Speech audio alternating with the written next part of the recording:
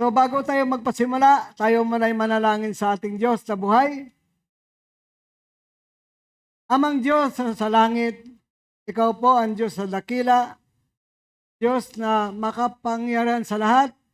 Kami dumudulog sa inyo sa umagang ito upang hilingin na pagpalain mo ang iyong mga salita, tangkapan mo ito ng kagalingan, tangkapan mo ito ng himala, yung pagpapalaya. Sa ngalan po ni Jesus, dalangin po namin, Panginoon, na pagpalain mo ang Himpapawid, ang internet, ang YouTube, ang Facebook. Pagpalain mo rin po ang lahat ng tagapanood, tagapakinig natin mula dito sa loob ng gawain mo hanggang sa labas, Panginoon. Salamat po sa salita mo na lagyan mo ng kapangyarihan ang iyong mga salita sa umaga ito. Salamat po.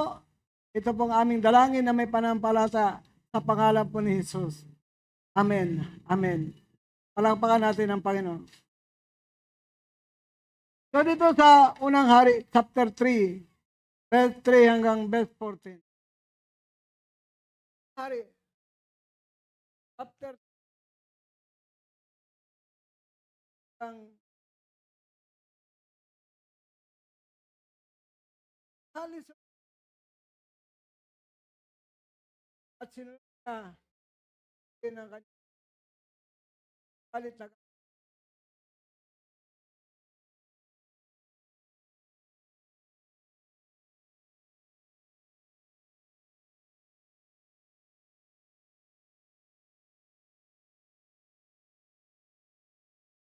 nagpo pang maghandong alay siya sa peon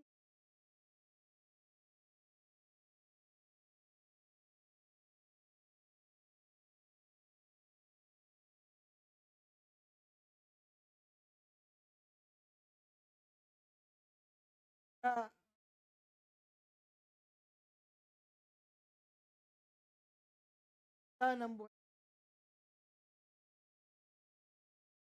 Sabi diyan, mahal ni Diyos, mahal ni Diyos, ang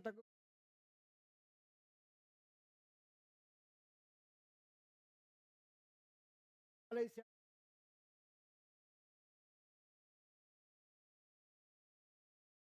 Kaya,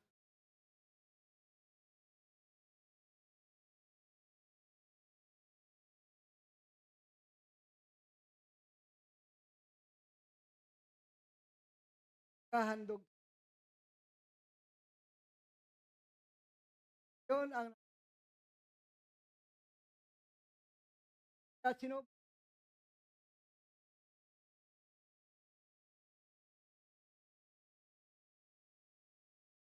handog pag nasagyan sa mga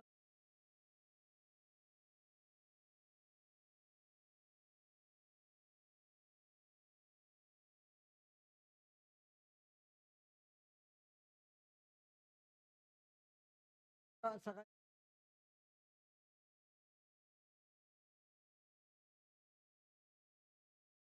kanyon na bagat ang at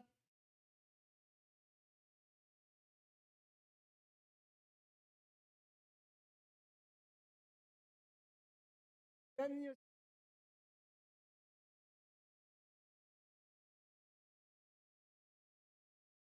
kanyaw hari kahit akutan kayang hindi kailangan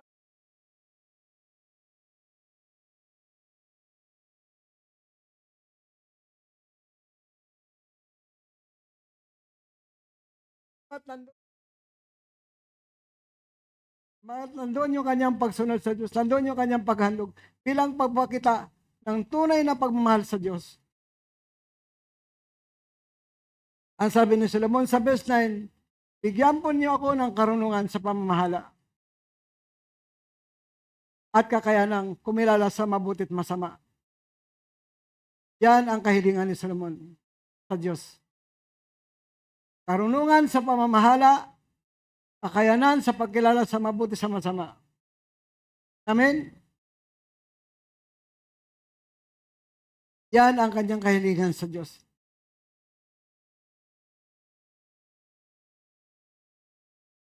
Yan sabi diyan, sapagkat sino bang may kakayanang maghari sa napakalaking bayang ito?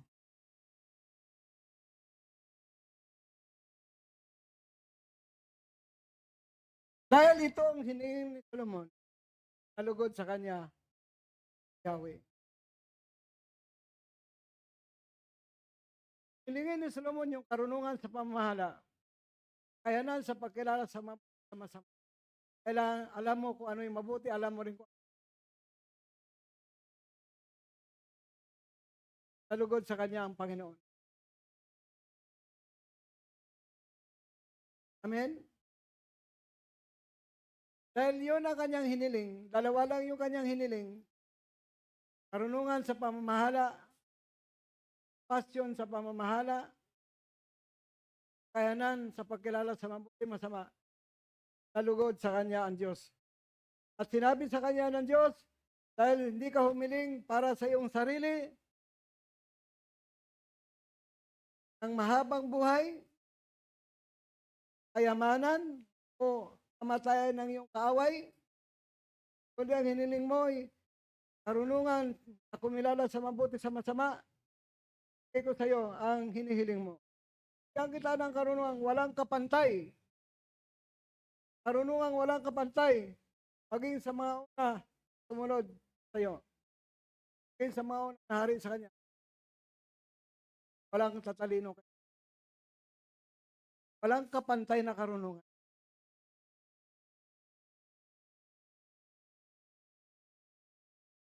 Yan ang hiniling ni Solomon. Bigyan kita ng karunungan walang kapantay. Sa 13, ibibigay ko rin sa iyo yung mga bagay na hindi mo hiningi.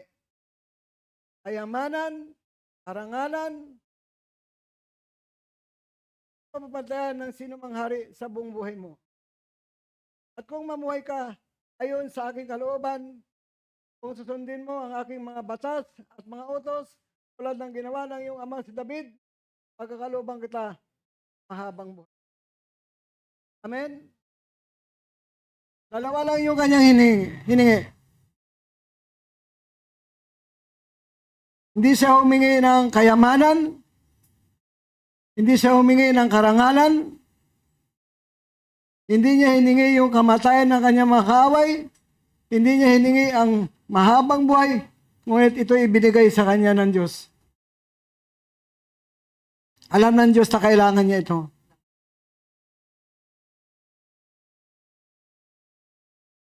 Kailangan niya yung kayamanan, kailangan niya yung karangalan, kailangan niya yung mahabang buhay. Pero may usapan kung susundin mo ang aking mga batas at utos. Amen. Sa panahon natin, may batas pa ba ang Diyos? May utos pa ba? Mayroon. Mayroong batas at utos sa Diyos na umiiral kahit sa bagong tipan. Na halos hindi napapansin ng tao. Yan ang pangako sa kanya ng Diyos. Tinugon ng Diyos ang kanyang kahilingan na karunungan at pagkilala sa mabuti sa masama. At binigyan pa siya ng Diyos ng mga bagay na hindi niya hiningi. Binigyan siya ng Diyos ng kayamanan, karangalan. At kung susundin mo ang aking mga batas at utos, tulad ng ginawa ng iyong amang si David, ang sabi ng Diyos, bibigyan kita ng mahabang buhay. May bonus. Kayamanan, karangalan, mahabang buhay. Kung sumunod siya sa mga batas at utos ng Panginoon. Amin ba ba? Amen.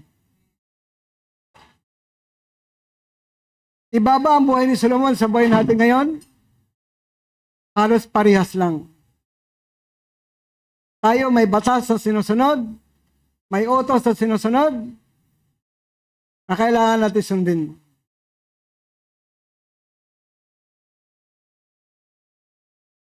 Pag tayo nagbabasa ng Biblia, makikita natin yung mga batas ng Diyos at mga utos ng Diyos para sa atin. Malibang hindi ka nagbabasa ng Biblia.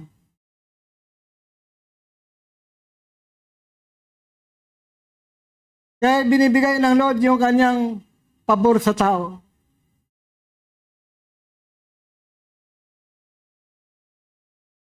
Nung tanungin siya ng Diyos, ano nais ibigay ko sa iyo? Humingi siya ng kailangan niya at ibinigay ng Panginoon.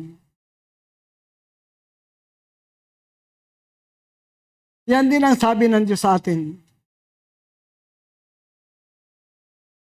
Lahat ng pribilehiyo binibigay sa atin ng Panginoon. Huwag ka lang maging bato.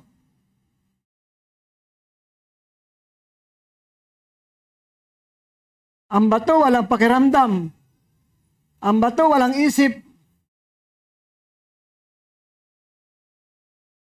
Bato kasi siya eh.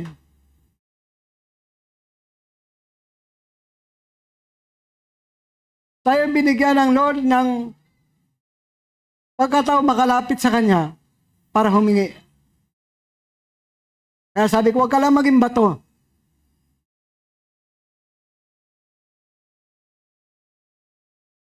Ang bato walang isip. Ang bato walang pag-uunawa. Ibinibigay ng Diyos ang lahat ng pabor sa tao. Lahat ng pribilehiyo. Lahat ng hinihingi ay pwede natin hingiin sa Diyos. Tulad ni Solomon. Dito sa Deuteronomio chapter 4 verse 5 hanggang verse 6. Deuteronomio chapter 4 verse 5 hanggang verse 6. Ngayon nga itinuturo ko sa inyo ang mga batas at tuntunin. Kaya na pinag-uutos sa akin ni Yahweh, sa ating Diyos. Tinuturo yung batas at tuntunin. Na pinag-uutos kay Moises, utos ng ating Diyos. Ito pa yung malapit ninyong sakupin at tirahan. Nawain nyo ang mga sunding mabuti. Nawain ang sunding mabuti. Ngayon, makita ng mga bansa, makita ng mga tao ang inyong karunungan at pagkaunawa. Kaya sabi nila, dakilang bansang ito ay matalino, malawak ang pagkaunawa. Kapag binulay-bulay natin ang salita ng Diyos, ang pagsunod ay karunungan. Ang hindi pagsunod ay kamangmangan. Ang pagsunod sa mga batas at tuntunin ng Panginoon, mga utos ng Diyos, ay isang karunungan. Ngunit ang hindi pagsunod ay isang kamangmangan. Amen? Kapag sumusunod ka sa batas, sa mga utos ng Diyos, masasabing ikaw ay may karunungan. Matalino ka. Kapag sumusunod ka sa mga utos ng Diyos.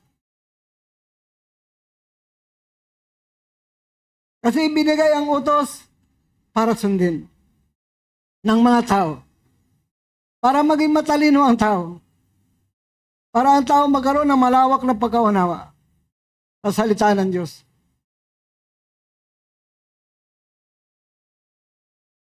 Amen. Kaya mahalaga ang pagsunod. Ang pagsunod ay tanda ng pagiging matalino.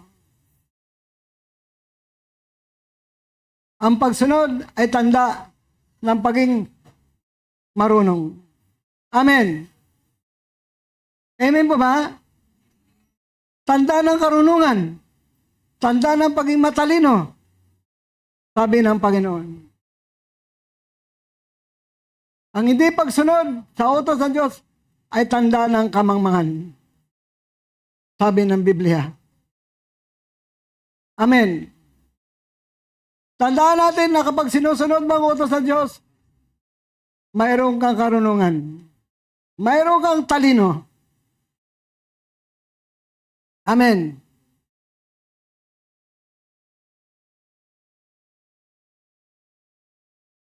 Ganon ang sinasabi ng Biblia. Na kapag sinusunod mo yung batas, mga utos ng Diyos, mayroon kang karunungan. Mayroon kang talino. Higit sa ibang mga bansa. Higit sa maraming tao. Ang hindi pagsunod ay kamangmangan sa Panginoon.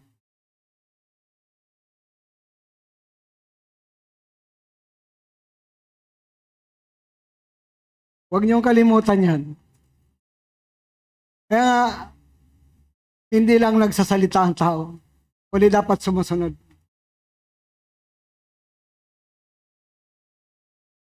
May mga gawain tayo, Sunday morning, afternoon.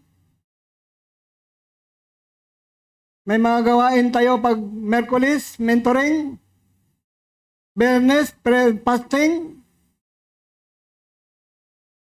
Na kapag sinusunod natin yan, mayroon tayong karunungan. Matalino tayo. Amen. Kulang ang isang araw na pagkikinig. Sa dami ng ating ginagawa, madali natin makalimutan yan. Amen. Pero kung lagi tayong nakikinig ng mga aral ng Panginoon, lagi tayong sumusunod sa mga utos ng Diyos, lagi nating matatandaan ang mga salita ng Diyos. Amen po ba? Kulang ang isang araw. Kailangan tayo magsakripisyo para sa kalalago ng ating buhay espiritual. Hindi yan sinasabing magaling ka sa salita, kundi dapat magaling ka sa gawa. Amen po ba? Maraming taong magaling sa salita, pero kulang sa gawa.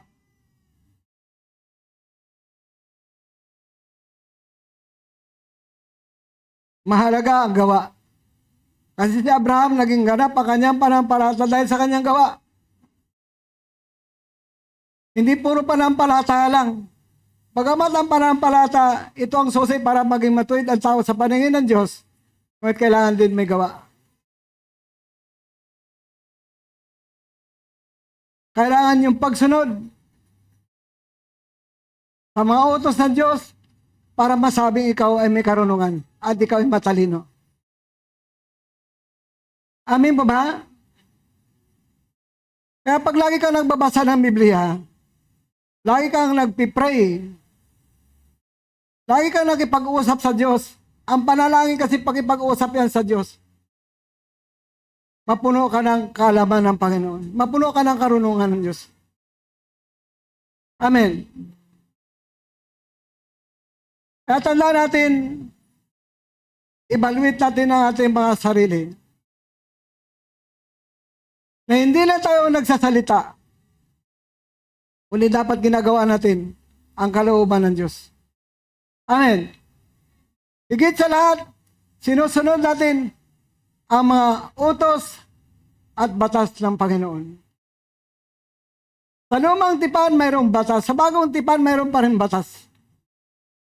Kung ang gobyerno, ang pamahalaan may batas, ang Diyos mayroon din batas na dapat sundin ng tao.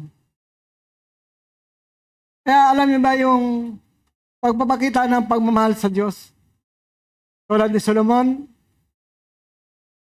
pagsunod sa utos ng Diyos, tulad ni Solomon, paghandog sa Diyos, tulad ni Solomon, ay nagpapakita yan ng pagmamahal sa Diyos. At ito yung nagpapakita na kung bakit siya naging kalugod-lugod sa paningin ng Diyos. Kaya sinubok siya ng Panginoon. Anong nais mong ibigay ko sa iyo? Kaya nga hiningi niya yung karunungan sa pamahala, kakayanan sa pagkilala sa mabuti sa masama. Kailangan alam mo kung ano yung mabuti, kailangan alam mo rin kung ano yung masama. Kasi sa taong mangmang, ang mabuti at masama parehas lang. Iba po yung mabuti. Ang mabuti sa Diyos, ang masama po sa demonyo. Amin mo ba? Magkaiba po yun. Kaya kailangan may karunungan ka sa pagkakilala sa mabuti sa masama.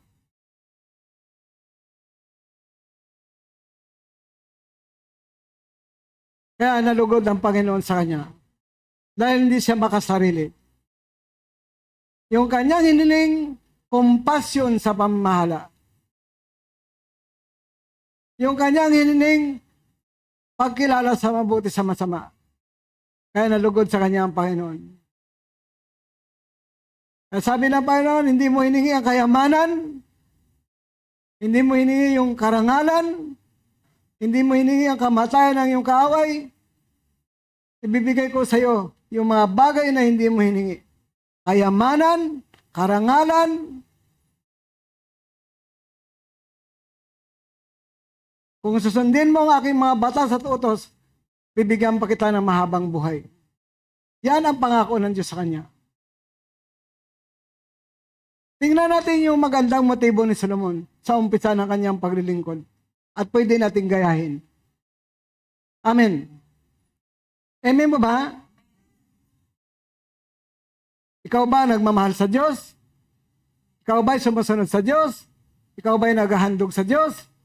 Yung paghahandog, sa lumang tipan, sa bagong tipan, mayroon pa rin. Tulad ng byuda, higit siyang naghandog sa mga mayaman. Kasi bakit ang mga mayaman naghandog ng bahagi lang ng kanilang handog? Bahagi ng kanilang kasaganaan.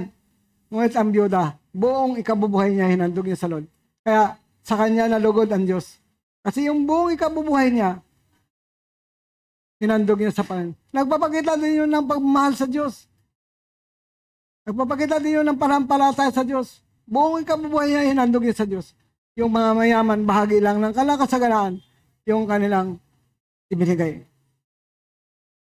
Amen po ba? Nagpapakita ito ng pagmamahal sa Diyos at pagtitiwala sa Diyos.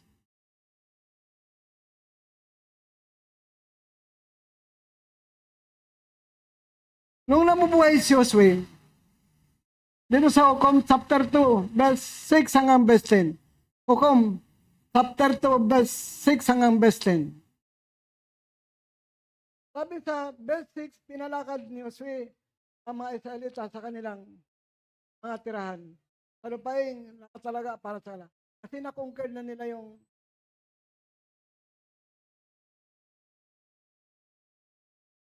33 bansa. 33 bansa.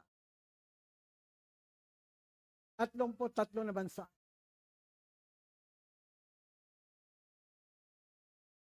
At pinabalik sila ni Josue sa kanilang mga lugar. Yung na-conquer na lugar, yung 33.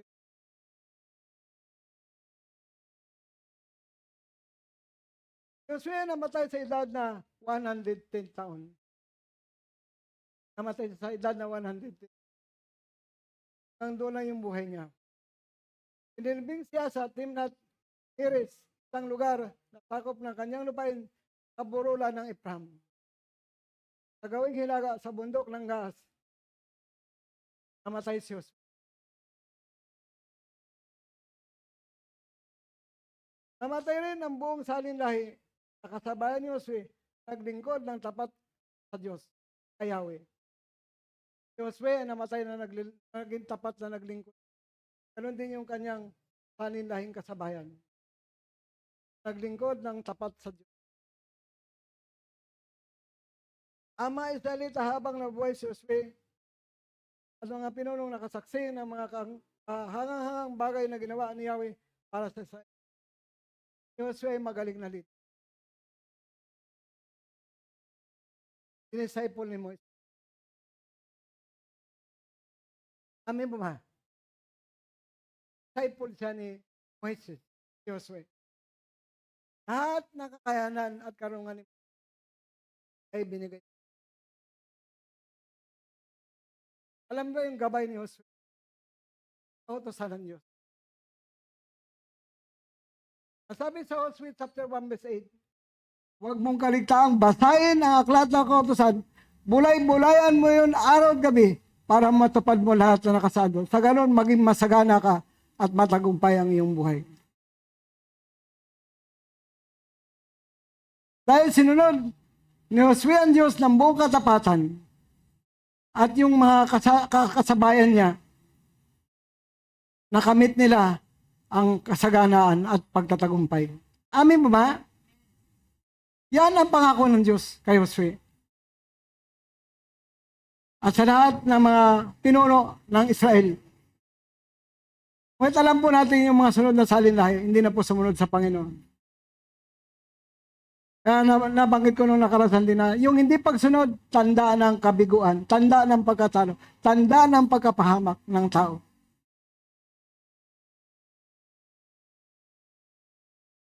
Amen. Ano ba yung utos? I-conquered yung Kanaan. Lipulin lahat. Yung mga rebellious, lipulin. Kasi pag binuhay mo yun, mga anak, rebellion pa rin. Lumalaban pa rin sa Diyos. Huwag mag-asawa ng mga taga roon. Huwag makisalumuha sa mga taga roon. Huwag payagan ng kanilang anak na mag-asawa. Sa panahon ni Josue, buong puso niya ito sinunod. At ng mga kasabayan niya, mga pinuno ng Israel. Ngunit itong sumunod na salinlahi, ay nakasalamuha sila sa taga-Kanaan. Pinayagan nila ang kanilang anak na mag-asawa ng mga taga-Kanaan. Pinayagan nila na makipag-isa sila sa pagsamba sa mga Diyos-Diyosan. Kaya nagalit ang Diyos sa kanila.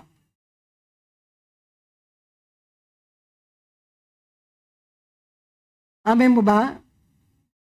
Kaya ang pagsuway, nagbubunga ng pagkapahamak. Kung titingnan natin yung buhay nila sa panahon nila at buhay natin sa panahon natin, hindi magkaiba. Yung mga naging tapat sa Diyos, sumusunod sa utos ng Diyos, nagpapakita ng kanilang pagmamahal sa Diyos, ay nagtatagumpay. Nakamit nila yung masaganang buhay, matagumpay na buhay. Dahil yan ang pangako ng Diyos sa mga nagmamahal sa Kanya, sa mga sumusunod sa Kanya, sa Kanya mga utos. Hindi yan magkaiba sa buhay natin ngayon, yung buhay nila noon. Sa panahon natin ngayon, yung mga backslider, pag binabasa niyo yung hukom, babalik sila sa Panginoon, tatalikod sila sa Panginoon, babalik sila sa Panginoon, tatalikod sila sa Panginoon. Hindi sila pwedeng maasahan ng Diyos pagdating sa panampalataya, sa pagsunod. Ay mapansin natin na yung mga taong hindi maasahan, walang katapatan, walang pagsunod, nabigo sila. Kaya sabi ng Lord, maging latigo yan sa gulugod nyo, maging tusok yan sa mata nyo. Yan yung sumpa sa ngalan ng Panginoon kapag tumalikod sila sa Diyos. Pag binaliwala nila yung mga utos ng Diyos. Ano itong pinagkaiba sa buhay natin ngayon? Yung mga tumatalikod sa Diyos. Yung mga hindi sumusunod sa Diyos. Yung mga taong walang pagmamahal sa Diyos. Alangan naman na pagtagumpayin ka ng Panginoon kasi hindi ka sumusunod. Amin pa ba? Alangan na mamahalin ka pa ng Diyos, hindi mo siya minamahal. Alangan naman na pagpalain ka ng Diyos.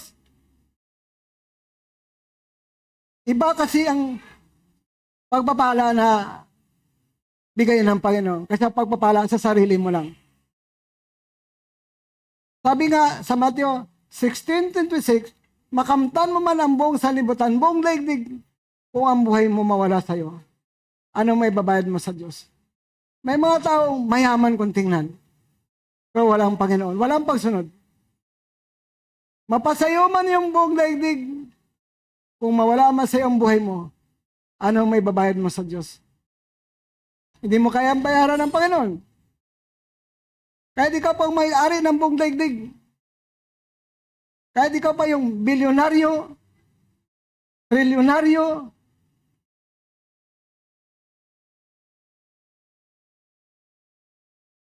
may-ari ng quadrillion, quintillion,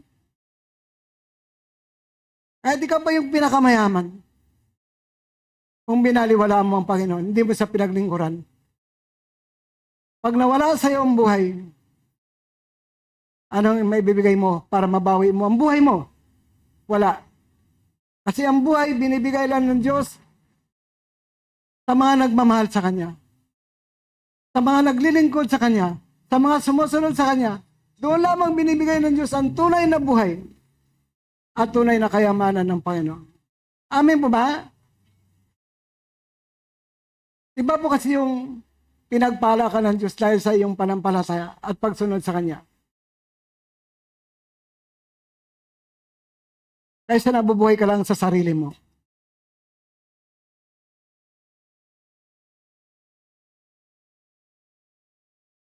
Mga tao na niwala na dahil sa lakas nila, kakayanan nila, kaya sila yumaman.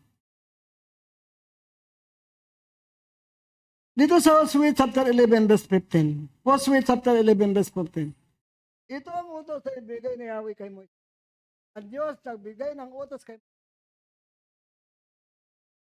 Katulad din ng utos na ibigay kay Hosea.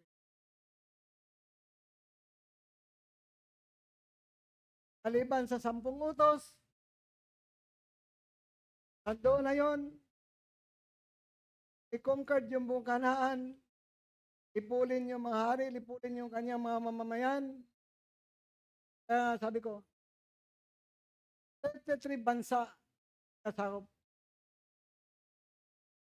Dalawa doon kay Moises, si Haring Sihon, si Haring Og. At ang kay Moises ay 31 bansa ang kanya nasakop. O hindi pa nakungkad lahat yon. Kasi namatay nga siya sa 110 na taon. Namatay sa 110 na taon.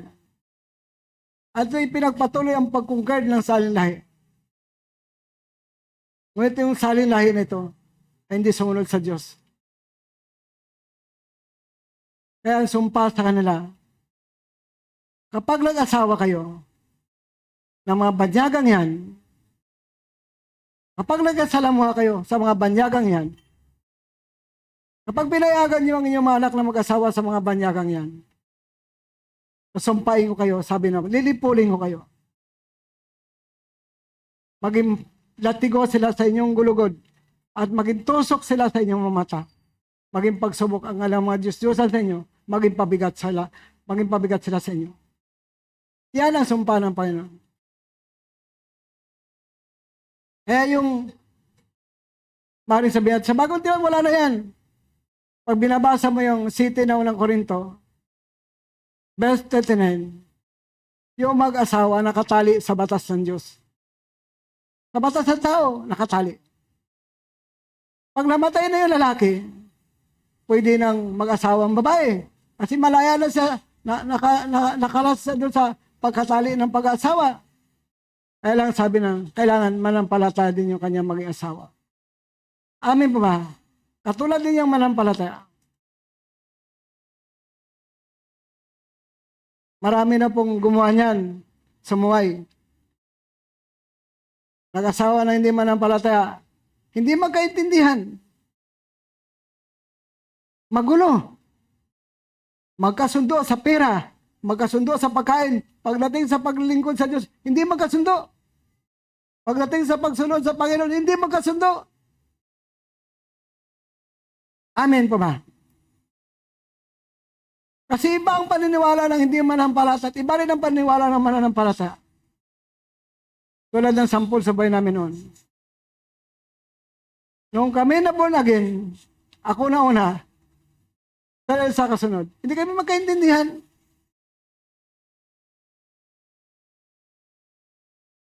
Alis kami ng bahay, magkahiwalay kami sa pagsimba. Ako doon sa espiritu at katotohanan, siya doon sa mga gawa ng kamay ng tao. Hindi kami magkasundo. Pero sa material na bagay nagkasundo. Sa pera nagkakasundo. Pagdating sa panampalataya, hindi magkasundo. Yan ang problema sa manampalataya at hindi manampalataya.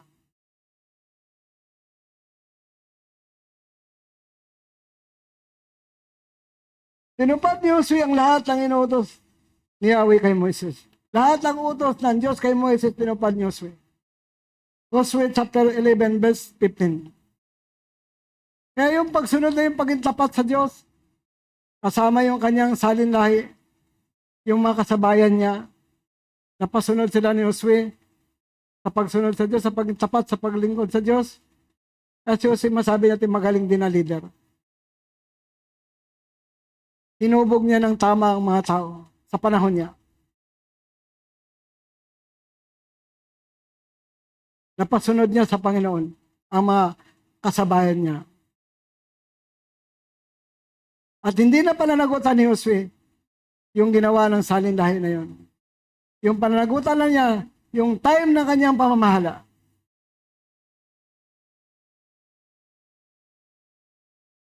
Yun lang yung pananagutan niya sa Diyos.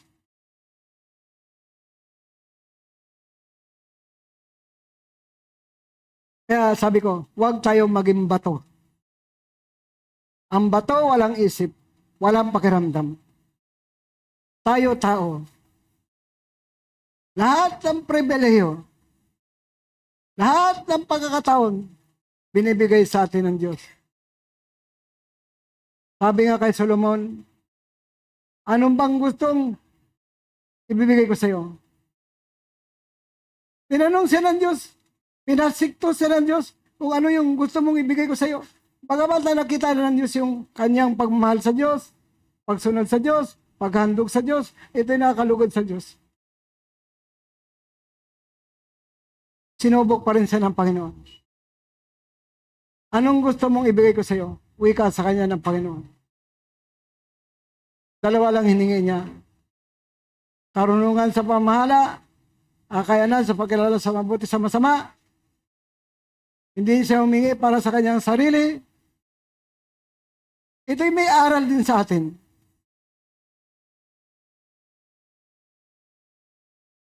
Dapat yung motibo natin ay hindi sa sarili, kundi sa pangkalahatan. Amen. Kasi kalimitan sa atin, pag tinanong ka ng Diyos, anong gusto mo ibigay ko sa Sir Wilma? Maring kayamanan agad.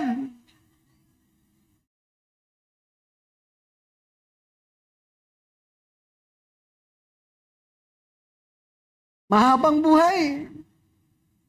Kaya ko enjoy ang kayamanan, mahabang buhay. Kailangan ko yung karangalan. Pero sa Solomon, iba ang kanyang hiningi. Compassion sa pamamahala. Pagkilala sa mabuti sa masama. Kaya nalugod ang Diyos sa kanya.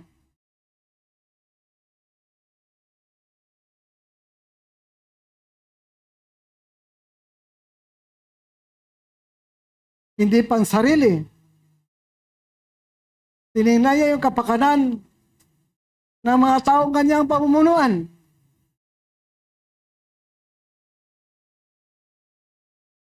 Na mapamunuan niya ito ng tama.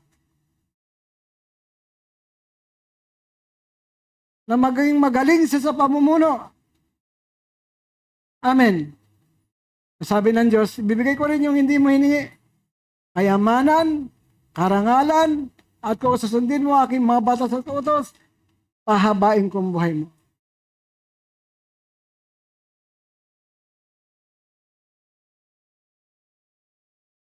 Nakakatakot na ubidad ka ng 110 tapos makasalanan ka. O kailangan mamatay ng bata ka. Pag manampalataya ka, naging tapat ka sa Diyos, sumusunod ka sa Diyos walang problema. Amen. Mahaba ang buhay mo, makasalanan ka naman, hindi ka nagsisisi.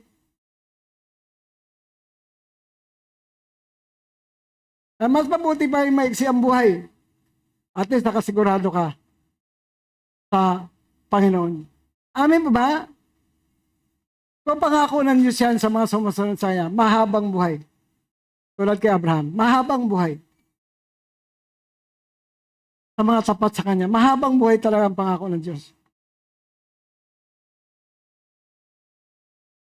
Kaya si Jose, tinupad niya lahat ang inuutos sa Kanya ng Diyos na ibigay na utos kay Moises. Mahalaga na dapat sundan natin to. Kopyahin natin. May pattern tayo. Ng tapat na paglilingkod sa Diyos. Tapat na pagsunod sa utos ng Diyos. Namumuhay tayo sa kalooban ng Diyos. Kasi ang pagsunod sa utos ng Diyos, tanda ng karunungan. Talino.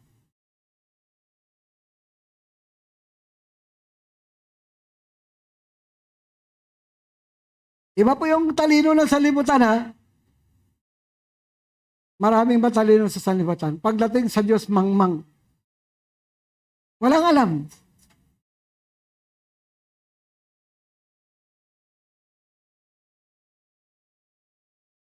Sabi nga ng Biblia sa Kawikaan, ang Diyos din ang gumawa ng langit at lupa sa pamamagitan ng karunungan. Siya ang naglatag ng langit. Karunungan ang ginamit niya.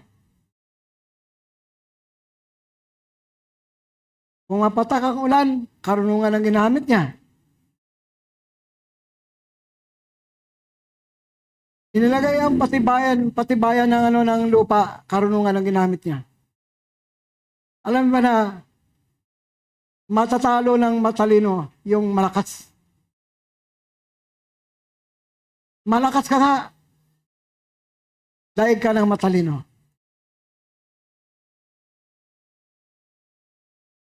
Gaano mo kalakas, tatalunin ka ng matalino. Talinong galing sa Diyos.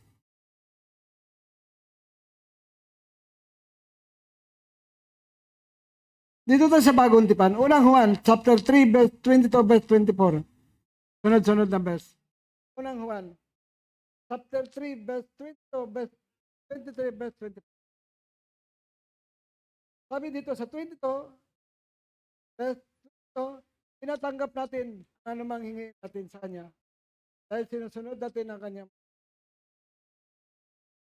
at ginagawa ang nakalugod sa natanggap daw natin ang lahat ng natin sa Diyos dahil sinusunod natin ang ginagawa ang nakakalugod sa ano ba yung utos ng Diyos? Ano ba ang nakakalugod sa Diyos? Dapat may direksyon. Utos ng Diyos dapat alam mo. Alam mo rin kung ano yung nakakalugod sa ito ang kanyang utos. Ito naman yan eh. Ang palataya tayo sa kanyang anak na si Jesucristo. Ilang Diyos ni tao. Ilang Diyos ni tao. Kung naging tao siya, pero siya'y Diyos. Dahil hindi pwedeng maging tagapagligtas. Maliban sa Diyos at katawan. Laging dinigin, tao. Kaya natatatak sa mga bata, tao lang siya. Dapat kayo, tayong lahat, itinatatak natin sa isip at tao. Si Jesus ay Diyos. Diyos! Si Jesus ay Diyos! Si Jesus ay Diyos! Hindi tao. Pagamat sabi nga nagkatawan tao. Philippians chapter 2, verse 5 hanggang 6. Hindi na rin kay Diyos bagos sinubad niya ang katangian ng pagka-Diyos, katawan tao. Kasi dinner po yan, tao lang siya. Tapos ginawa mo siya tagapagligtas. Dalawa sinasamba mo. Ama, tao. Yan. Sabi nga sa Jeremiah 17:5, pain ang sinang nagtitiwala sa tao. Taong may hangganan ng lakas. Amen. Eh, iba pinipilit, tao. Totoong tao, wala tayong reklamo nun. So, tingnan natin yung original na kalagayan niya. Andun talaga yung pagka-Diyos niya. Amen. Kasi pag Diyos si Jesus, sigurado ang kaligtasan mo. Tinubos tayo ng kanyang dugo. Sigurado ang kaligtasan mo pag Diyos siya. Amen. Kaya ipakilala niyo si Jesus. Itatak niyo sa mga bata. Lagi niyo sabihin sa mga tao na si Jesus ay Diyos. Diyos si Jesus. Diyos si Jesus. Amen mo ba? Para makasigurado ka sa buhay mo.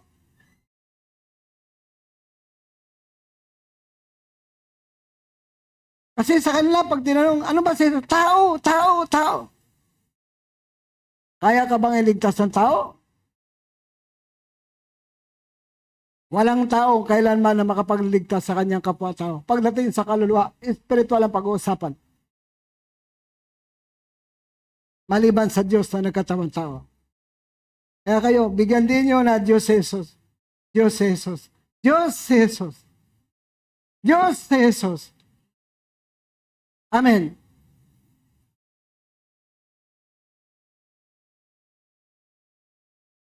Tinatanggap natin na anumang hiningi sa Kanya dahil sinusunod natin ang Kanyang mga utos at ginagawa na nakalugod sa Kanya. Ano ba yung utos? Ano ba yung nakalugod sa Diyos? Ito ang Kanyang utos. Sumampalataya tayo sa Kanyang anak na si Kristo Jesus.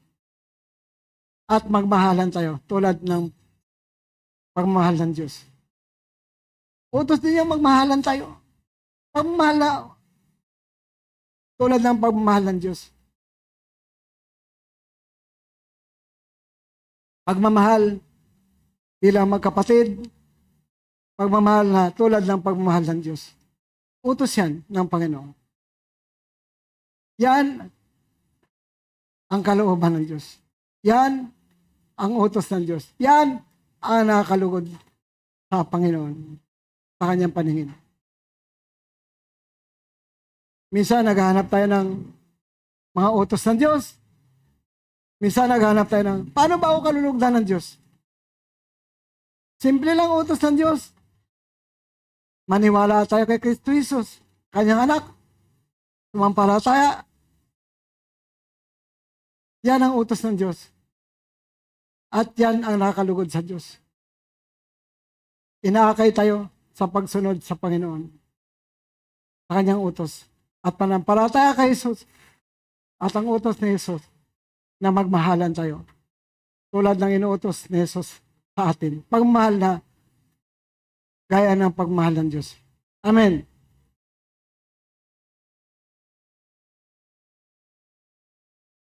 Magmahalan tayo gaya ng inuutos ni Kristo Jesus sa atin. Ang sumusunod sa utos ng Diyos ay nanatili sa Diyos. Yung mga sumusunod sa utos ng Diyos, dapat manatili ka sa Diyos. At nanatili naman sa Kanya ang Diyos. At nalalaman natin na nanatili siya sa atin sa pamagitan ng Espiritong ipinagkaloob niya sa atin. Binigyan tayo ng gabay, ang banal na Espiritu, para magturo sa atin kung paano sumunod sa utos ng Diyos. Ang banal na Espiritu ay napakahalaga.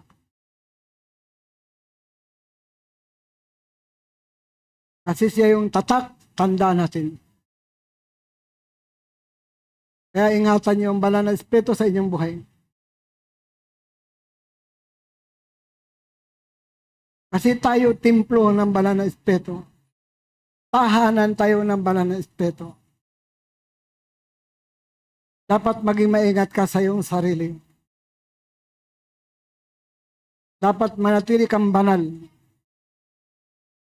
1 Peter chapter 1 verse 15 verse 16. 1 Thessalonians chapter 5 verse 23. Mapanatili ang kabanalan sa Espiritu, kabanalan sa kaluluwa, kabanalan sa katawan, hanggang sa pagparito ng Panginoon. Pinagsisikapan yan. Kailangan lagi tayong nakasunod sa Panginoon. Sa kanyang utos, lagi tayong naging tapat sa Diyos. Sa kanyang mga utos. Para mapanatili nating tama ang buhay natin. Amen.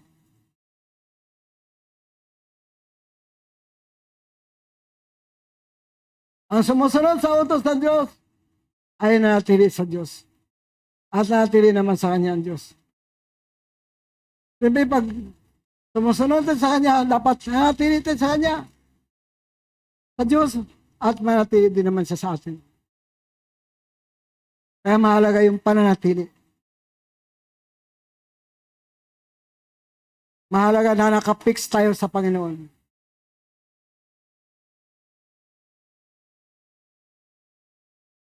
Amen. Mahalaga ang salitang pananatili. Kapag nanatili tayo sa Diyos, manatili din sa atin ang Diyos. Amen. Dito sa Marcos 11:24. 11. Chapter 11, verse 22, verse 24, 26. Marcos 11, 22, 23, 24. Sumagot si Jesus, manalig kayo sa Diyos. Tandaan nyo ito. Huwag kalimutan, tandaan nyo ito. Kayo may panampalataya sa Diyos. Pinag-alinlangan. Sabi ba yung panampalataya at pag-alinlangan, magkalaban yan? Kalaban ng panampalataya ang pag-alinlangan. Kalaban ng Diyos ang pag-alinlangan. Amen. Magkalaban yung dalawang yan. Yung panampalataya at pag-alinlangan. Kalaban ng Diyos ang pag-alinlangan. Ano nyo sabihin sa bundok na ito? Malis ka riyan, tumalong ka sa dagat. Hindi yung literal na bundok. Tinutukoy dyan hindi literal na bundok. Ang problemang malalaki. Minsan kapag nagbabasa ka, literal ang pagkain. O hindi literal na bundok. Problema, malaking problema, gabundok problema, gabundok subok.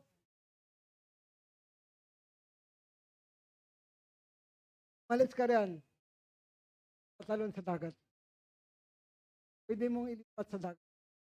Sa pamagitan ng panampalataya. Malaki ang nagagawa ng panampalataya.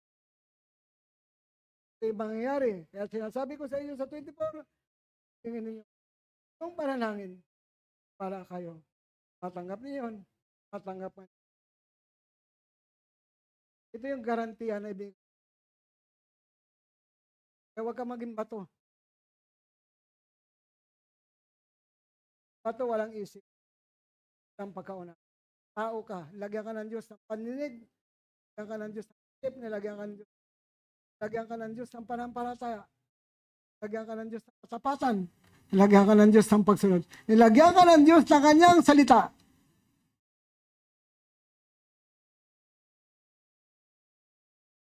Pinapraktis yan. Pinapraktis ang pagbabasa ng Bible.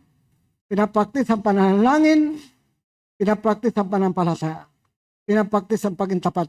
Pinapraktis ang pagsunod. Amin po ba? Gaano man kahirap niyan,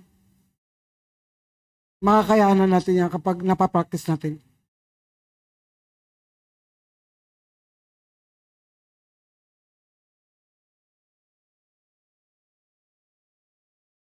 Dapat may mga Biblia tayo sa ating tahanan. Lagi tayo nagpipray. Ipapractice mo yung dalawang yan. Laging magbasa ng Biblia. Laging manalangin. Paalala po yan eh. Ipapractice natin. Yung ating panampalataya, ipapractice din natin. Kasi ang mahirap doon, yung hadlang yung ating sarili, yung ating laman. Minsan nandun na yung panampalataya, minsan nandun na yung katapatan, nandun na yung pagsunod. Ngunit tinahadlangan tayo ng ating laman. Ang laman kasi, maraming negatibong iniisip yan, yung ating kaisipan. Maraming negatibo na dinidikta sa ating buhay, yung ating isip.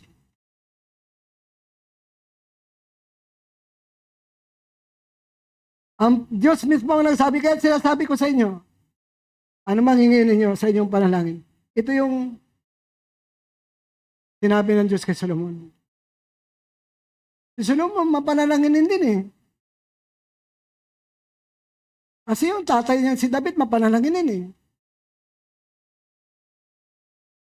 Lahat sila naman ang palataya mapanalanginin. Tulad kay Abraham, mapanalanginin. Sinusunod lagi ang utos ng Diyos. Maniwala kayong matatanggap niyo yun at matanggap niyo yun. Receive it. Claim it. Amen? Amen. Kasi kung may pag-alinlangan ka, hindi mo matatanggap yun.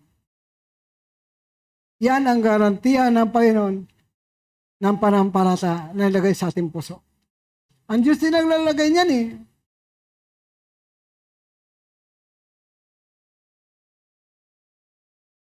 Kapag kayo tumayo at manalangin, upang manalangin, patawarin muna ninyo ang mga nagkasala sa inyo. Kasi pray ka ng pray, hingi ka ng hingi, hindi ka pala nagpapatawad, dapat magpatawad ka muna. Upang inyong kasalanan ay patawarin din ng Ama na sa langit. Ngayon kung hindi kayo magpatawad, hindi rin kayo patawarin ng iyong Ama sa langit. Kaya mahalaga yung pagpapakumbaba, mahalaga yung pagpapatawad. Kasi hingi ka ng hingi.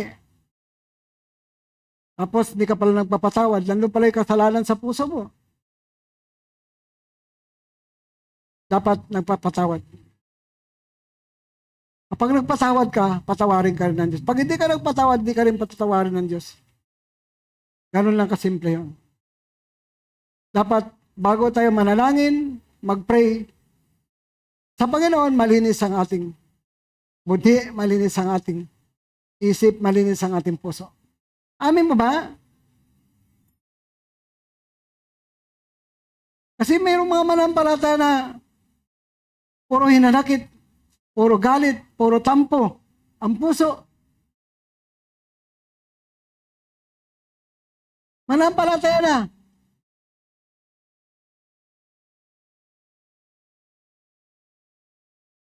Sa tagal ko ba naman nagpastor, may mga taong hindi nakapag-release ng galit. Tampo, hinanakit. Ngayong linggo, magpatawad. Pag-uwi sa bahay, magulo ang pamilya. Papasok ang galit, papasok ang tampo, papasok ang hinanakit. Pabalik-balik lang.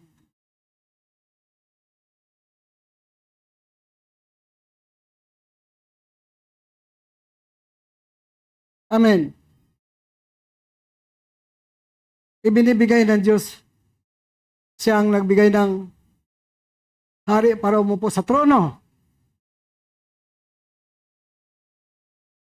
Siya ang nagbigay ng kayamanan. Siya ang nagbigay ng karangalan. Siya ang nagbigay ng mahabang buhay. Ibinibigay niya yung kanyang kapangyarihan sa atin.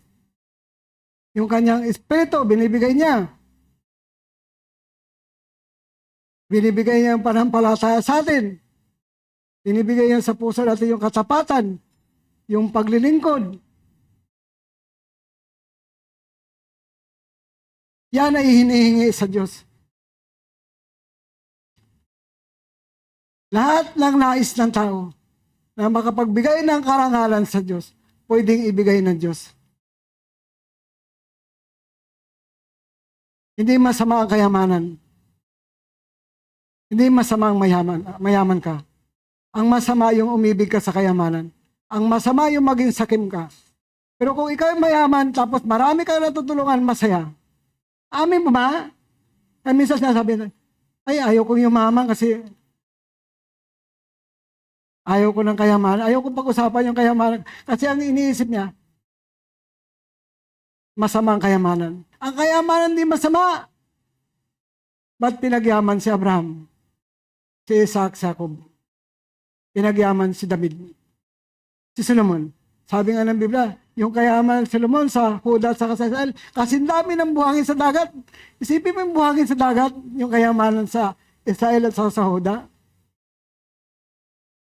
Napakayaman ni Solomon. Hindi masamang kayamanan. Hindi masamang i-desire na yumaman.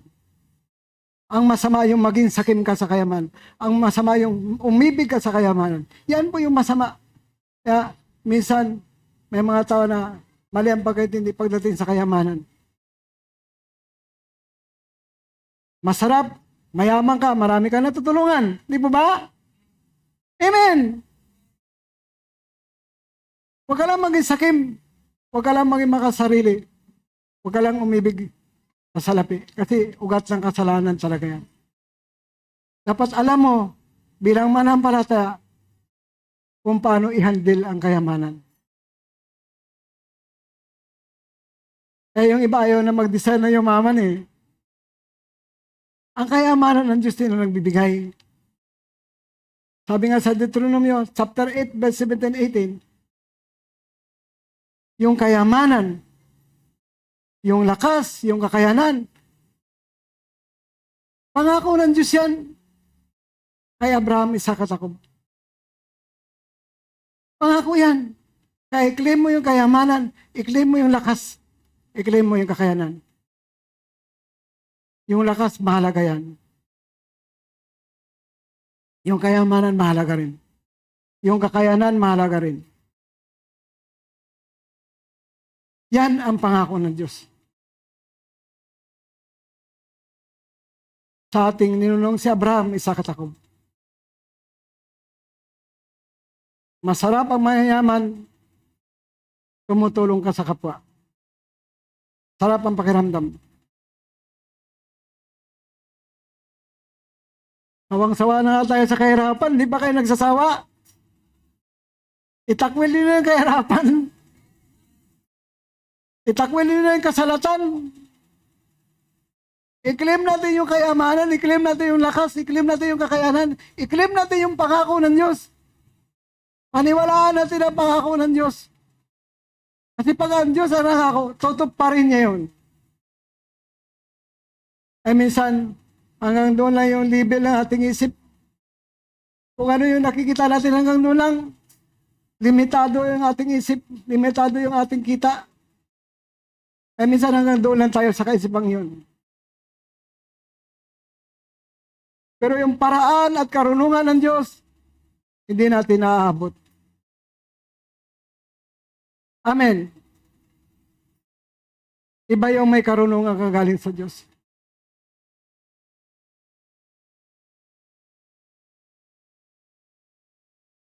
Lucas 11, chapter 11, verse 9, verse 10. Lucas 11, verse 9, verse 10.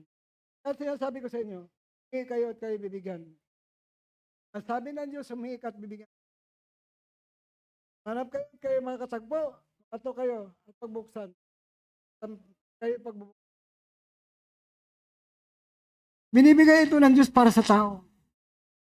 Sabi nga, maging mapilit ka sa best aid. Maging mapilit ka sa paghingi sa Diyos. Kasi ang paging mapilit, pagbuwa kita ng pag-iinteresado sa hinihingi mo sa Panginoon. Alam ba yung paghingi? Dinidesire ito.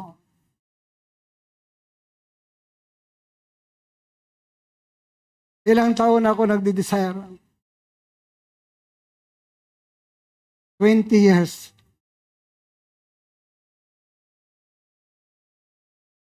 Ninanasa ito.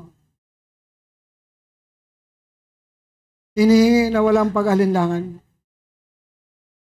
Desire mo. May desire ka ba? May pagnanais ka ba sa pangako ng Diyos? Madali man, matagal man, huwag kang bibitaw sa pangako ng Diyos. Amen. Kaya sinasabi ko sa inyo, humingi kayo at kayo bibigyan. Lahat ng humihingi, binibigyan ng Panginoon. At lahat ng humahanap, nakakatagpo. At lahat ng kumakatok ay pagbubuksan. Sabagat, ang bawat humihingi ay tumatanggap. Bawat humihingi ay tumatanggap.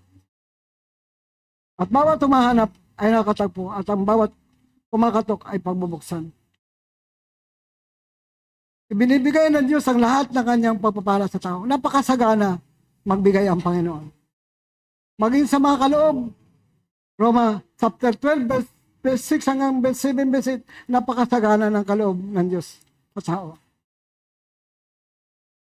Binibigyan niya tayo ng karapatang humingi sa Kanya. Tulad ni Solomon. Hindi madamot ang Diyos. Ang ating Diyos ay mabait na Diyos. Ang usapan, sumunod ka sa Kanyang batas at utos. Yan ang gantimpala ni Solomon. Yan ang gantimpala ni Josue at ng kanyang mga kasabayan na Israel, mga pinuno ng Israel. Kaya nakamit nila yung masaganang buhay, matagumpay na buhay. Kasi sinunod nila yung utos ng Diyos, naglingkod sila ng tapat sa Diyos. Huwag natin gayahin yung mga rebellious. Minsan ang rebellious, mababaw ang pagkilala. Ang hindi pagsunod sa utos ng Diyos, akala natin okay lang. Pero sa paningin ng Diyos, malalim yun. Binigay ang utos para sundin, hindi para suwayin. Amin mo ba? Na minsan, akala natin hindi ako sumunod sa Lord. Okay lang sa atin. Pero sa paningin ng Diyos, may malalim ito na kasalanan. May curse ito. Amin po ba? Sa pakiramdam natin, okay lang naman eh. Buhay pa naman ako. Parang si Adan at Eva. Nung sumuhay sa utos ng Diyos, namatay ba sila agad? Hindi naman. Si Adan ay naging 930 years pa. 930 years na buhay.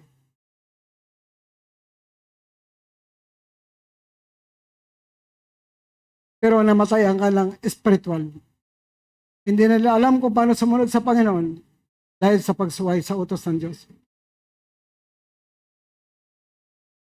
Maraming tao na hindi sumusunod sa Diyos na bulag na sa katotohanan. Hindi nakita yung tamang daan. Tulad ng Israel na rebellion, 2 linggo lang na lakarin ang Egypto, from Egypto to Canaan, inabot ng 40 years. Bakit? Dahil sa kasalanan. Dahil sa rebellion. Dahil sa hindi pagsunod sa utos ng Diyos. 2 linggo lang takbuhin. Nakasakay sa karwahe. Naalala niyo yung mamatay si Jacob? Ibinalik sa Canaan. Halos 2 weeks lang na takbo ng karwahe. So, 40 years silang nag-ikot-ikot sa ilang dahil sa rebellion. Yung iba nagpuntinto lang padampot-dampot ng pinapatuyo sa ilang. Samantalang yung masaganang lupain, masaganang lugar na pupuntahan, hindi nila narating. Amin ba? Padampot-dampot na lang sila ng tuyo, tinapa, yung kasaganaan hindi na narating.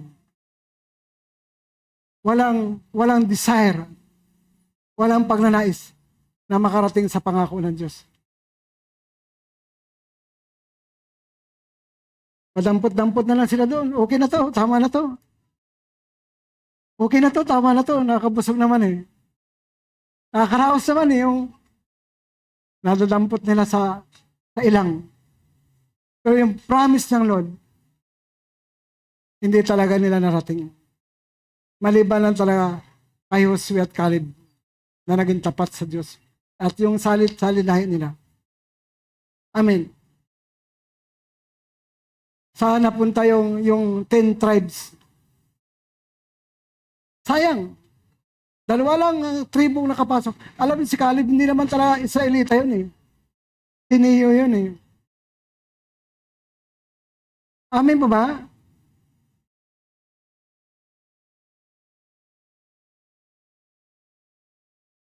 Walang pinagkaiba ang buhay nila at buhay natin ngayon. Yung mga sumusunod, yung mga tapat sa Diyos, at saka yung mga hindi sumusunod sa Diyos.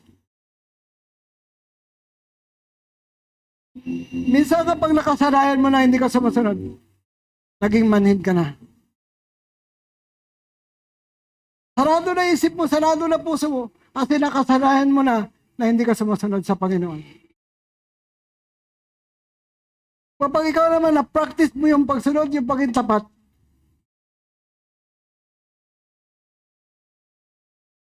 napapraktis mo, ayaw mo na rin sumuhay sa Panginoon.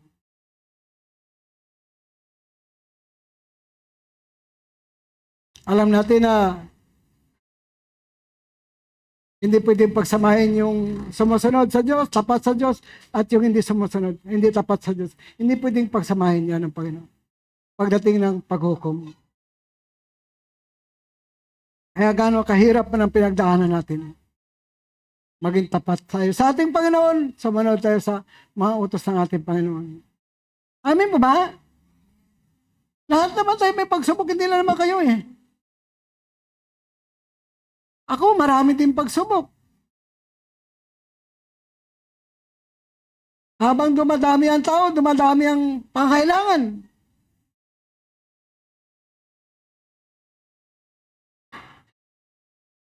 Amen? Sabihin, ay marami na yan, okay na yan. Habang dumadami yan, dumadami ang pangkailangan.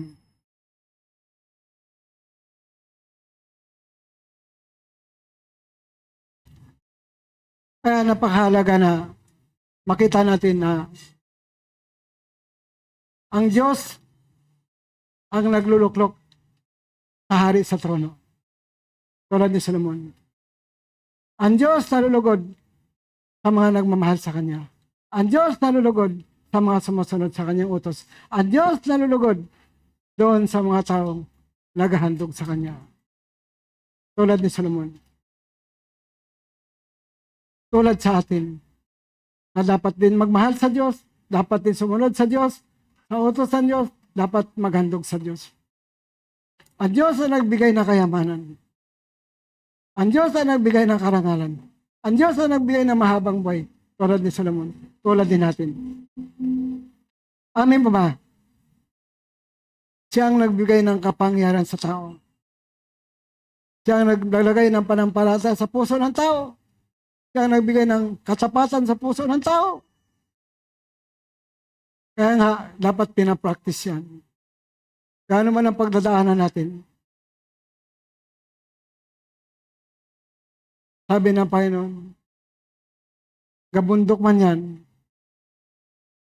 kaya mo yang palipatin sa dagat kung may panampalataya ka.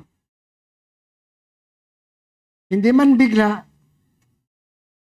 ngunit habang sinasaway mo yung problema, habang nirebuke mo yung problema, sa pamagitan ng panalangin may panampalataya, yan ay lilipat sa dagat. Alis yan. Hindi yan manatili. Amen. Habang may panampalataya ang tao, kumikilos ang Panginoon. Kapag walang panampalataya ang tao, hindi na po kikilos ang Diyos. Amin po ba? Habang may panampalataya ka hanggang doon ang iyong pagtitiwala sa Diyos, ang Diyos ay kumikilos sa buhay ng manampalataya. Amen. Kaya, napapakilos sa atin ang Panginoon pag may panampalataya ka. Basahin mo yung lumang tipan, bagong tipan. Napapakilos nila ang Panginoon dahil sa panampalataya. Napatigil nga ni Josue yung buwan at saka araw. Pumagitan ng panampalataya.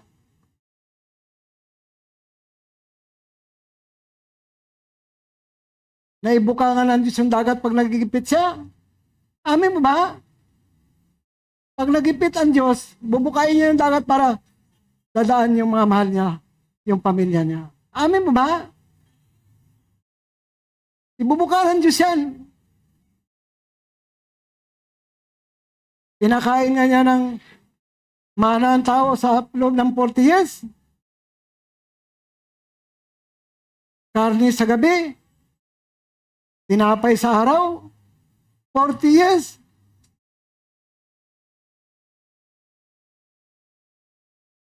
Nagpabukal ka siya ng tubig sa ilang. Ilang yun ha. Disyerto yun ha. Para ang mga tao turuan magtiwala sa Kanya.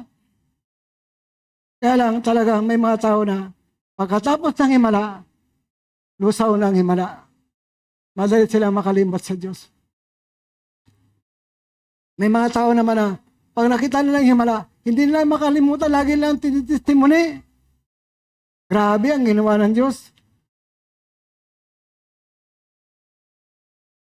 Yung isda nga, pag nagipit lumalangoy Amen mo ba? Amen. Pag nagipit ang isda, lalangoy yan. Pag nagipit ang Diyos, ibubukayin niya ang dagat. Wala nang choice Hindi sila pwedeng bumalik. Hindi sila pwedeng umatras. Kasi nandiyan yung pero. Para makagawa siya ng dakilang himala, bubukayin niya ang dagat. Hatiin niya. Doon niya padadaanin ang kanyang bayang Israel.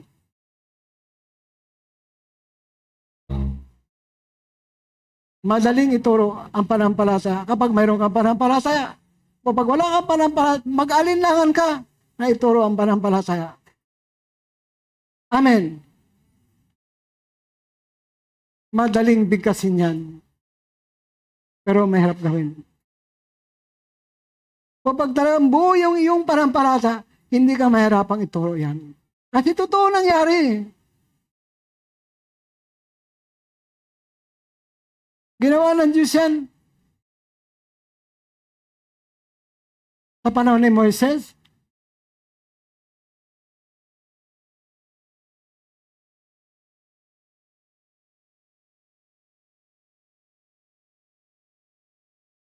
maraming mga kababalagang ginawa ng Diyos. Sa panahon natin ngayon, marami din mga himala, maraming pag sinurvive tayo ng Lord sa lahat ng ating mga pinagdadaanan. Na hindi lang natin maalala. Na hanggang ngayon, nabubuhay tayo. Humihinga tayo. Na hindi na natin naalala ang ipasalamat sa Diyos na humihinga tayo. Salamat sa hininga, Panginoon. Hindi natin maalala minsan. Salamat sa buhay, Panginoon. Salamat ako, nagkaedad ako ng hanggang 70. Amen. Sino dito yung mga edad 70 na? Mapalad kayo, hindi malapad ha. Mapalad kayo. Bonus na ng Panginoon yan.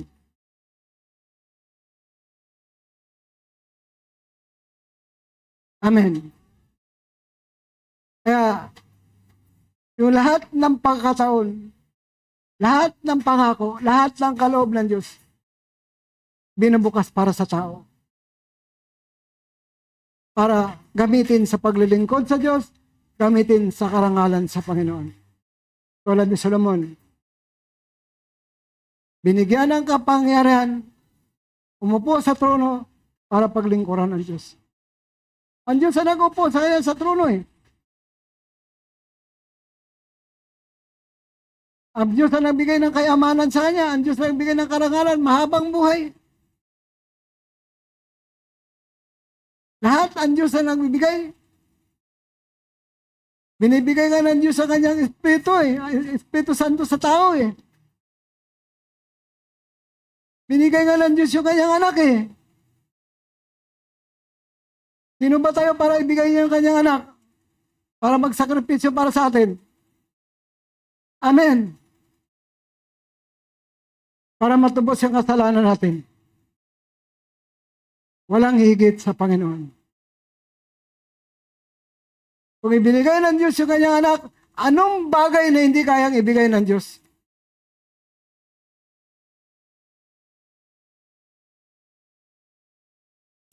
minsan limitado ang isip natin. Limitado yung naabot ng ating kaisipan. Limitado ang naabot ng ating paningin. Kung babasahin mo ang Biblia, walang limitasyon ang Panginoon. Napakalawak ng kanyang kapangyarihan. Napakasagana ng kaloob ng Espiritu Santo. Napakayaman ng kanyang mga kaloob.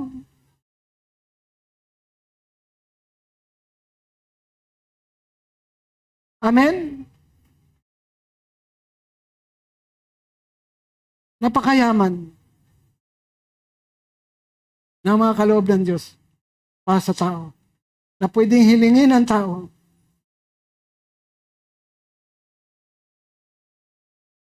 Kaya sabi ko sa mga itatalaga natin, huwag kang maging bato.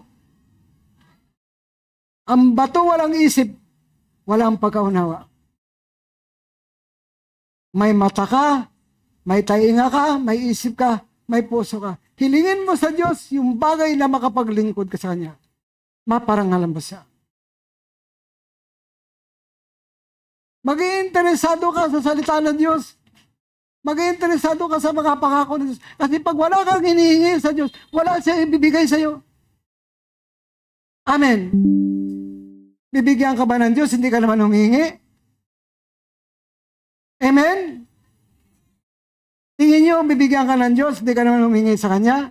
Ang binibigyan na ng Diyos yung humingi sa Kanya. Yung may desire.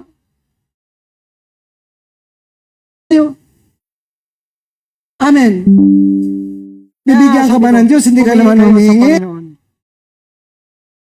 I-improve nyo yung inyong paglilingkod sa Diyos. I-improve nyo yung inyong pangaral. I-improve nyo yung bibigyan ka ba ng Diyos, hindi ka naman humingi? I-improve nyo yung inyong paglilingkod sa Diyos. Kasi minsan nakalata, i-improve nyo yung inyong pangaral. I-improve nyo yung bibigyan ka ba ng Diyos, hindi ka naman humingi? So, kung titingnan natin improve nyo yung inyong paglilingkod sa Diyos. Kasi minsan nakalata, improve nyo yung pangaral. I-improve nyo yung bibigyan ka ba ng Diyos, hindi ka naman humingi? Mayroon pang mas improve nyo yung inyong paglilingkod sa Diyos. Kasi minsan nakalata, improve nyo yung bibigyan ka ba ng Diyos, hindi ka naman humingi? Mayroon pang mas improve nyo yung inyong paglilingkod sa Diyos. Kasi minsan nakalata, improve nyo yung bibigyan ka ba ng Diyos, hindi ka naman humingi? Mayroon pang mas improve nyo yung inyong paglilingkod sa Diyos. Kasi minsan nakalata, improve nyo yung pag may panampalataya. Mayroon pang mas improve nyo yung inyong paglilingkod sa Diyos. Kasi minsan nakalata,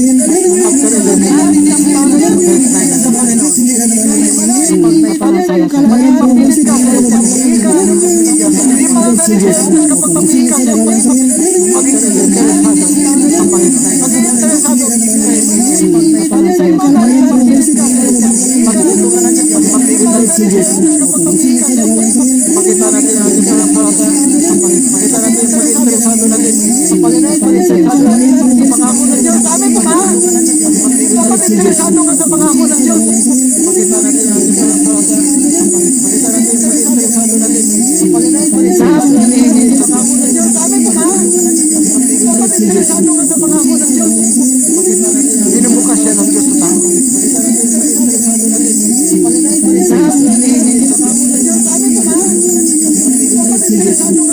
Lahat ng kanyang pribileyo, binubukas siya. Lahat ng kanyang kaloob, binibigay sa tao.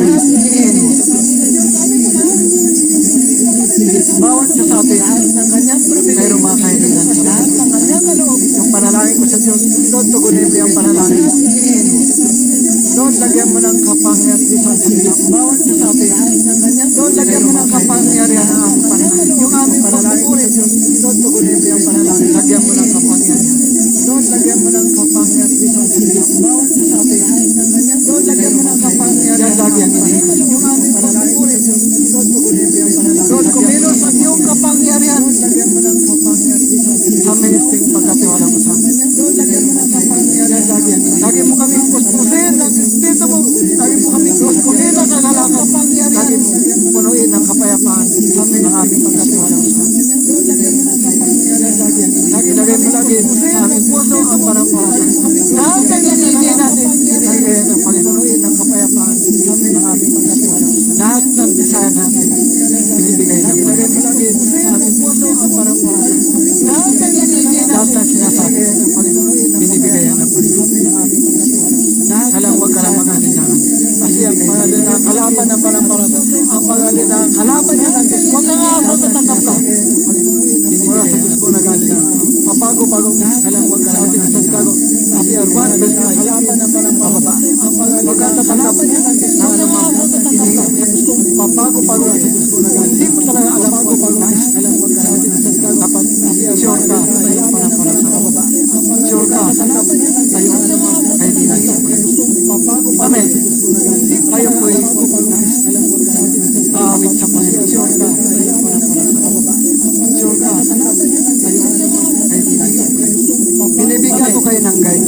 Tayo po'y tulad sa amin sa Panginoon. Sure ka sa iyong parapasan. Ang sabi ng Diyos sa Kanya, yung malugod ng Diyos sa Kanya, binibigyan ko kayo. Napakita siya ng pagmahal sa Diyos. Napakita siya ng pagsunod sa utos ng Diyos. Napakita siya ng paghandog. Ang sabi ng Diyos sa Kanya, yung malugod ng Diyos sa Kanya. Ang sabi ng Diyos, napakita siya ng pagmahal. Anong nais mo ibigay ko siya? Napakita siya ng pagsunod sa utos ng Diyos. Napakita siya ng paghandog. Binigay niya ang karunungan sa pamahala. Ang kayanan sa pagkilala sa mabuti na masama. Ang sabi ng Diyos, napakita siya ng pagmahal. Anong nais mo ibigay ko siya? Napakita siya ng pagsunod sa utos ng Diyos. Hanapin natin kung ano yung nakapagbigay ng kalukuran sa pamahala. Ang kayanan sa pagkilala sa mabuti na masama. Ang sabi ng Diyos, napakita siya ng pagmahal. Hanapin natin. Amen. Kaya inuulit-ulit ko para natatanim sa inyo sa pagkilala sa mabuti na masama. Ano ba ang nakabigay ng kalukuran sa Panginoon? Hanapin natin. Amen. Kaya inuulit-ulit ko para natatanim sa inyo sa pagkilala sa mabuti. Ang pagsunod sa utos ng Diyos, nagbibigay yan ng kalukuran sa Panginoon. Hanapin natin. Ang bibigay ng karunungan at talino. Para natatanim sa inyo sa pagkilala sa mabuti. Ang pagsunod sa utos ng Diyos, nagbibigay yan ng kalukuran. Dito lang yung chapter 4, verse 5, ang bibigay ng karunungan at talino. Para natatanim sa inyo sa ang pagsunod sa utos ng Diyos, nagbibigay yan ng kalukuran. Dito lang yung chapter 4, verse 5, ang bibigay. Dapat makita natin kung ano yung nagbibigay ng kalukuran sa Panginoon. Sabi nga sa 1 John chapter 3 verse 22-23, dapat makita tinatanggap natin ano mahinginan sa Kanya dahil sinusunod natin ang Kanyang utos. At sabi nga sa 1 John chapter 3 verse 22, ginagawa ang nakalugod sa Kanya. Dapat makita tinatanggap natin yung panampalataya sa Kanya dahil sinusunod natin ang Kanyang utos. Ito yung utos ni Jesus, magmahalan sa yan ang utos. Yan ang nagbibigay ng kalukuran sa Panginoon. Tinatanggap natin yung panampalataya sa Kanya. Amen? Ito yung utos ni Jesus, magmahalan sa yan ang utos. Yan, pag nakita ng Panginoon yung tamang motibo natin, malulugod siya sa atin. Amen? Ito yung utos ni Jesus, magmahalan sa yan ang utos. Yan, pag nakita ng Panginoon at sabihin ng Panginoon yung tamang motibo natin, malulugod siya sa atin. Amen? Anong nais mong ibigay ko sa iyo? Yan ang utos. Yan, pag nakita ng Panginoon at sabihin ng Panginoon yung tamang motibo natin, ibinibigay ng Panginoon ang kanyang salita, anong nais para maintindihan natin. Ano mang bagay na hilingin natin at sabihin ng Panginoon, ang mga pagbigay ng karangal at kaluwalhatian sa Diyos, ang kanyang salita, ibibigay sa atin ng Panginoon para maintindihan natin. Kailangan ma-upgrade tayo, ma-improve tayo. Ang mga pagbigay ng karangal at kaluwalhatian sa Diyos, ang kanyang salita, ating paglilingkod sa Diyos, maintindihan natin. Kailangan ma-upgrade tayo. Huwag tayo maging kontento ng mga pagbigay ng karangal at kaluwalhatian sa bagay na mayroon tayo sa ating paglilingkod sa paghigitan natin. Kung ano yung pangako na huwag tayo maging kontento, desire natin. Nasain natin na mayroon tayo sa ating paglilingkod sa paghigitan natin. Kung ano yung pangako na huwag tayo maging kontento, desire tayo po aawit sa Panginoon. Nasain natin na mayroon tayo sa ating paglilingkod sa tingin natin sa Panginoon na kumilos sa kanyang kapangyarihan. Ano yung pangako na ating kalagitnaan? Tayo po aawit sa Panginoon. Nahihingi siya sa Panginoon. Hingin natin sa Panginoon ang kagaling sa kanyang binibigay din ng Panginoon sa ating kalagitnaan.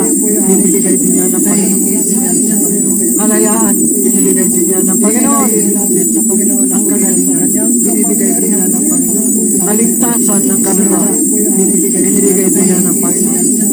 Kalayaan, kasaganaan, binibigay din yan ng Panginoon. Pagtatagumpay, binibigay din yan ng Panginoon. Binibigay din yan ng Panginoon. Kalakasan, binibigay din yan ng Panginoon. Proteksyon, sa ating buhay, ating pamilya, binibigay din yan ng Panginoon. Kalakasan, binibigay din yan ng Panginoon. Proteksyon, sa ating buhay, tayo maghahandog sa Panginoon ng papuri. Panalangin, at kapangyarihan ng pagpupuri, tayo maghahandog sa Panginoon ng papuri. Binibigay din yan ng Panginoon. Sa pamagitan ng para-paratayan at kapangyarihan sa Diyos, puri, tayo maghahandog sa Panginoon ng papuri. Binibigay din yan ng Panginoon. Basta't lahat na magbibigay ng pamagitan ng para-paratayan at lahat ng paglilingkod na magbibigay ng pagluwalhati sa Diyos. Basta't lahat na magbibigay ng ibibigay yan ng Panginoon. Lahat ng paglilingkod, lumapit ka sa Panginoon na mayroong mapagpakupamang puso sa Diyos. Magiging ng tawad sa lahat ng ating pagkulang, mga kasala. Lumapit ka sa Panginoon na mayroong mapagpakupamang puso. Hilingin natin ang pagkalimin niya tayo. Hilingin natin na maranasan natin ang mga himalan. Maranasan natin ang kalayaan. Pagtumpang at makakalatan sa buhay. Hilingin natin na maranasan natin ang mga himalan. Pagkagapos na masama.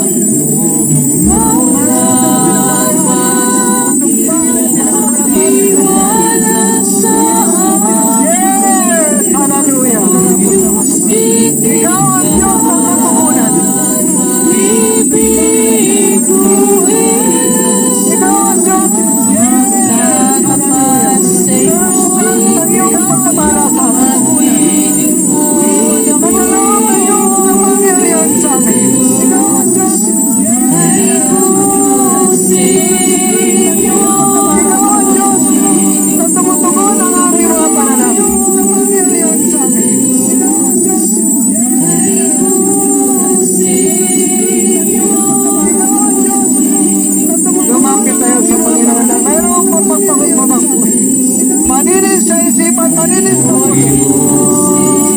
Sa kabutihan, lumapit tayo sa Panginoon na mayroong may pagkukulang na may kasalanan na manilis sa isipan, manilis sa puso. Upang magpurisa, kung mayroong kasalanan na may kagalikan ng kasalanan, mayroong may pagkukulang na may kasalanan na manilis sa isipan, manilis sa puso. Upang magpurisa, kung mayroong kasalanan na may kagalikan ng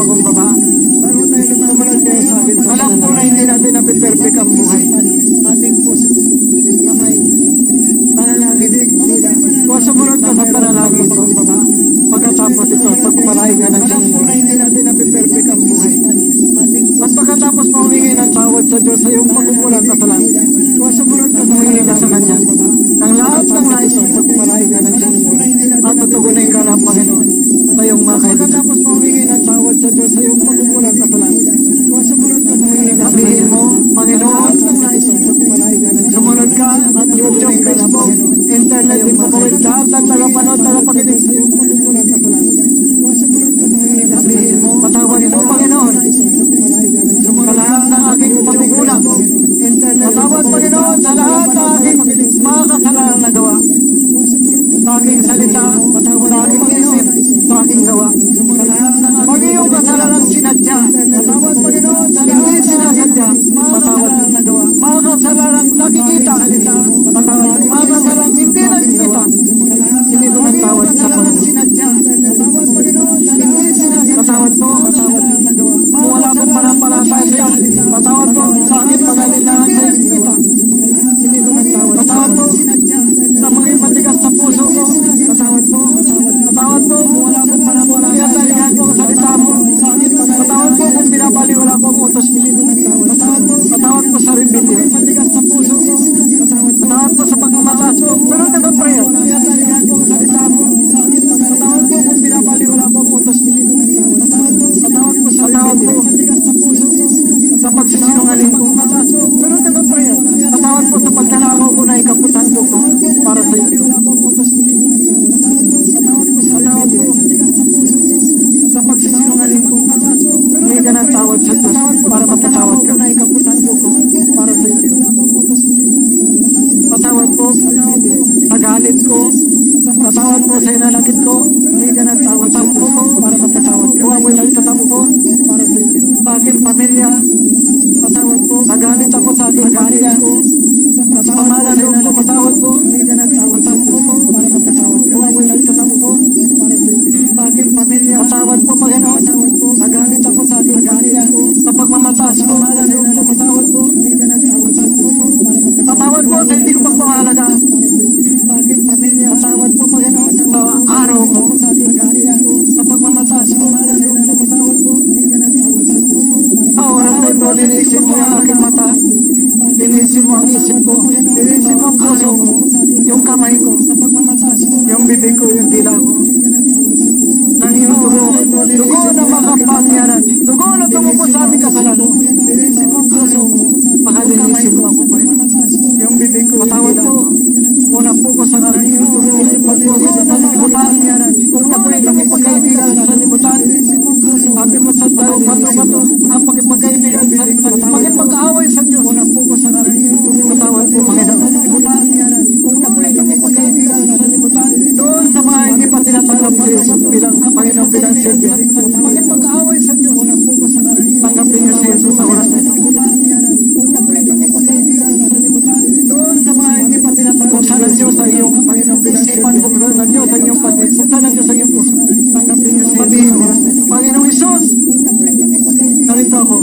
Doon sa mga hindi pa tinatanggap sa Diyos. Sinubuksan ko ang puso ko para sa Diyos sa iyong patid. Pinahayaan kita sa aking puso. Bilang aking Panginoon, bilang aking tagapagligtas. Bilang Diyos sa aking buhay. Bilang Diyos